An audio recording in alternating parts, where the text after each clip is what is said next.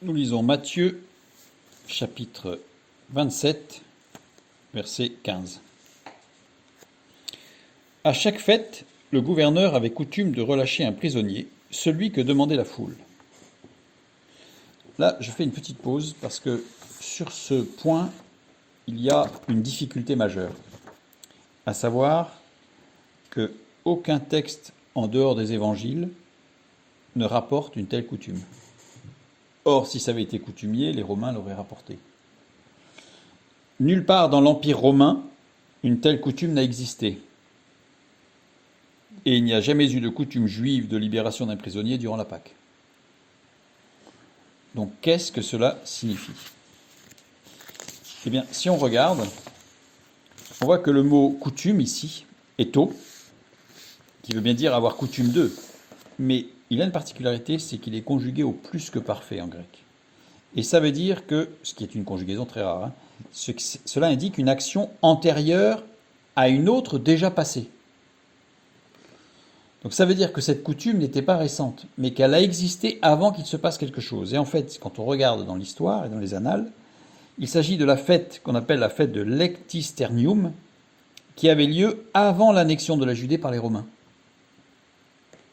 Donc c'est quelque chose qui était avant, et qui a existé pendant à peu près 4 siècles avant que les Romains n'arrivent, puisque c'était aux alentours des moins 400. Donc ça veut dire qu'ici, Pilate revient à quelque chose qui n'existait plus. C'est-à-dire qu'en fait, c'était une coutume qui avait existé. Et Pilate ressort cette coutume pour se dire, on a une possibilité de sauver Jésus. On va revenir à quelque chose. Donc, il essaye en fait. Il donne une possibilité, une porte de sortie à ce qui se passe. Nous continuons. Ils avaient alors un prisonnier fameux, nommé Barabbas. Un prisonnier fameux. Qui était ce prisonnier fameux?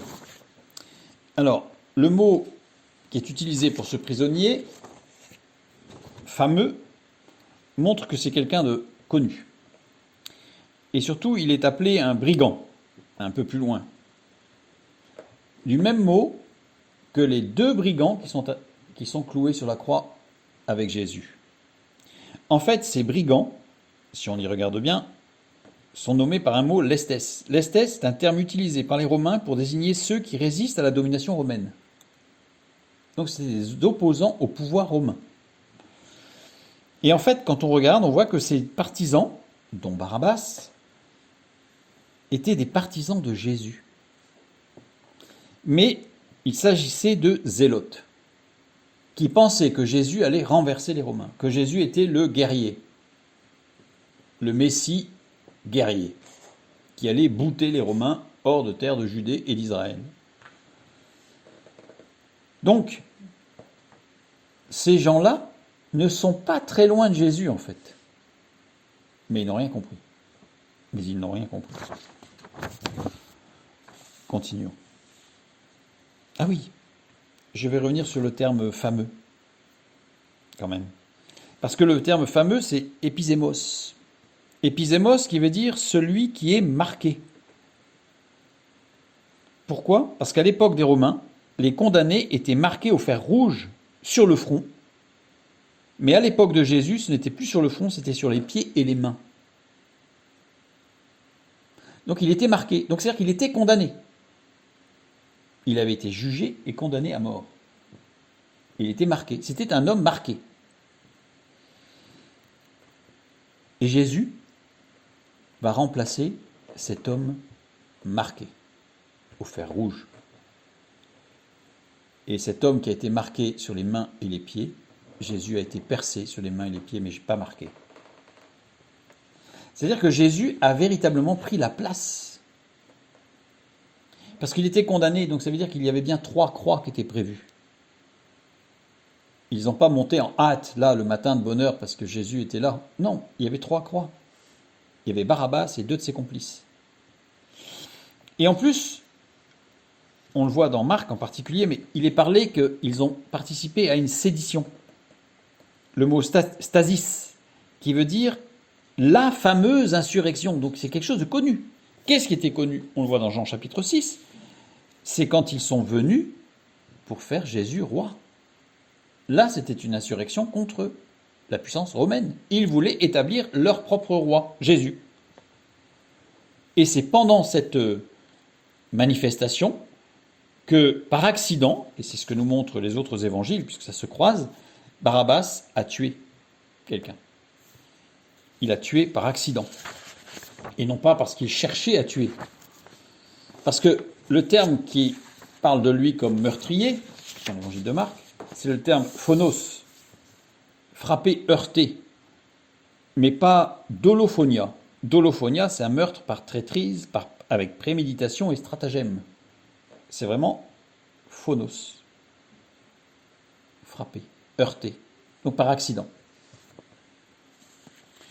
Maintenant que nous avons le contexte, nous pouvons lire la suite.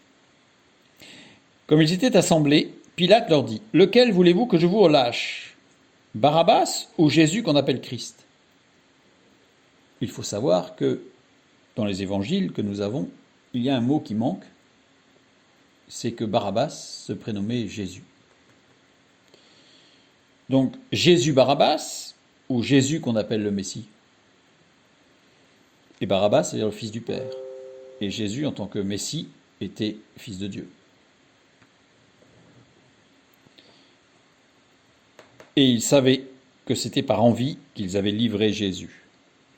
Pendant qu'il siégeait au tribunal, sa femme lui fit dire qu'il n'y ait rien entre toi et ce juste, car aujourd'hui j'ai beaucoup souffert en songe à cause de lui. Les principaux sacrificateurs et les anciens persuadèrent la foule de demander Barabbas et de faire périr Jésus. C'est-à-dire que quand les pharisiens ont dit à la foule « il faut demander la mort de Jésus », mais de quel Jésus ? En fait, il y avait une confusion dans la foule et les pharisiens ont utilisé la confusion. Parce que les deux se prénommaient Jésus. Le gouverneur, prenant la parole, leur dit « Lequel des deux voulez-vous que je vous relâche ?» Ils répondirent « Barabbas ». Pilate leur dit « Que ferai-je donc de Jésus qu'on appelle Christ ?» Il est obligé de dire qu'on appelle Christ parce que les deux s'appellent Jésus. Tous répondirent qu'il soit crucifié. Le gouverneur dit « Mais quel mal a-t-il fait ?» Et ils crièrent encore plus fort qu'il soit crucifié. Pilate, voyant qu'il ne gagnait rien, mais que le tumulte augmentait, prit de l'eau, se lava les mains en présence de la foule et dit « Je suis innocent du sang de ce juste, cela vous regarde ?» Et tout le peuple répondit « Que son sang retombe sur nous et nos enfants. » Alors Pilate leur relâcha Barabbas, et après l'avoir fait battre de verges, il le livra pour être crucifié. C'est intéressant, je reviens sur les versets que nous avons lus hier, parce que par rapport à la sédition, par rapport à ce qui se passe, Pilate va poser une question à Jésus. « Es-tu le roi des Juifs ?» C'est curieux comme question, parce qu'en fait, tout le monde sait que Jésus est fils de David. Tout le monde sait que Jésus est le fils de David, un descendant de David, légalement en tout cas par son père et par sa mère. Donc de toute façon, il est prétendant au trône. Mais cette question, en réalité, elle n'est pas sur la prétention au trône. Elle est par rapport à la sédition durant laquelle Barabbas a tué. Il venait le faire roi. Sous-entendu, es-tu leur chef ? À Barabbas et aux deux autres. Es-tu leur chef ? C'est ça la vraie question de Pilate. Mais Jésus répond vraiment, es-tu le roi des Juifs ? Je le suis. Il ne rentre pas dans le détail. Et après, il ne donne plus aucune réponse. Ce qui va perturber Pilate, évidemment. Et Jésus va donc littéralement remplacer celui qui méritait la mort. Et qui méritait la mort pour avoir causé la mort sans le vouloir. C'est tout le propre du péché que nous héritons malheureusement de génération en génération depuis Adam et Ève. Nous héritons cette marque du péché, cette marque de la mort, au même titre que Barabbas a été un meurtrier sans véritablement le vouloir, croyant faire bien en plus, puisque croyant établir rétablir le fils de David, le Messie, comme roi pour bouter les Romains hors du territoire. Et non. Et non. Et Jésus est venu remplacer celui qui était marqué par le péché, par la mort. Il avait les pieds et les mains marqués, et Jésus a eu les pieds et les mains percés pour nous, afin de nous libérer justement de cette marque du péché qui amène à la mort.